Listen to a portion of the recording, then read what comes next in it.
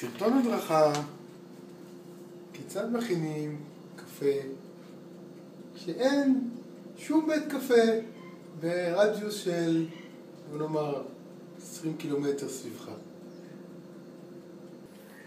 כן, אתה לוקח שקית. תמליץ לה מלמעלה. אתה רואה מה יש בפנים? ואתה פשוט מוזג בטפיחות קלות. הופ. יכול להיות שמעט יברח לך הצידה, לא נורא. אוקיי. תוך כדי זה אתה אומר לעצמך, לא נורא, לא נורא. אני אסתדר בלי בתי קפה. אני אראה להם מה זה.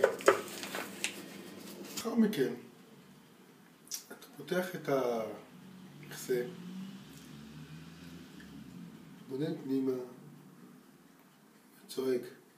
יש פה מישהו, מישהו, מישהו, מישהו, מישהו, מישהו, מישהו.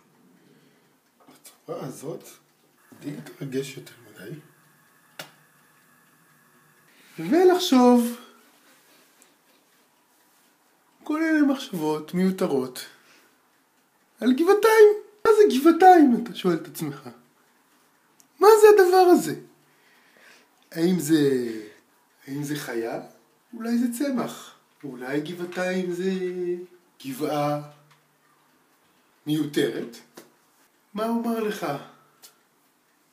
בזמן שאתה חושב מחשבות כל כך מיותרות, כמו המחשבות האלה, הקפה מתבשל לו על האש. אתה יכול להחליט שפתאום בא לך לשים סיר על הראש. אם אתה מרגיש שאתה לא עומד בשעמום הזה של אין לאן ללכת. רגע, אני צריך להדליק את המקטרת.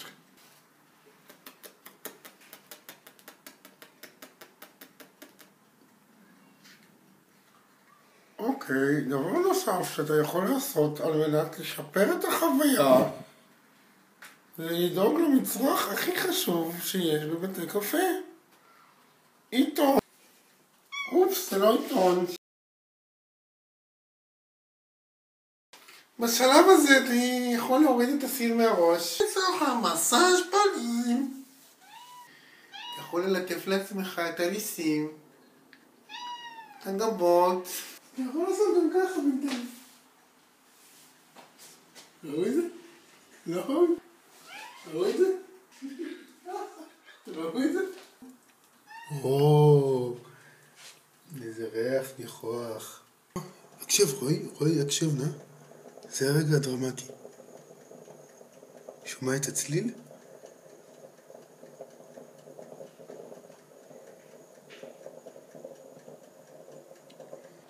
מיד יוגש הקפה. איזה ריח נהדר!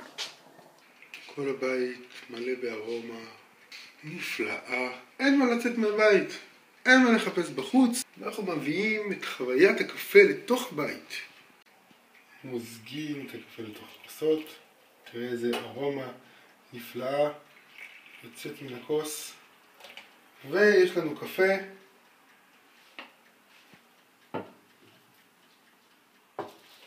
מוכן, חיים, בהצלחה. לגבעתיים. בגבעתיים.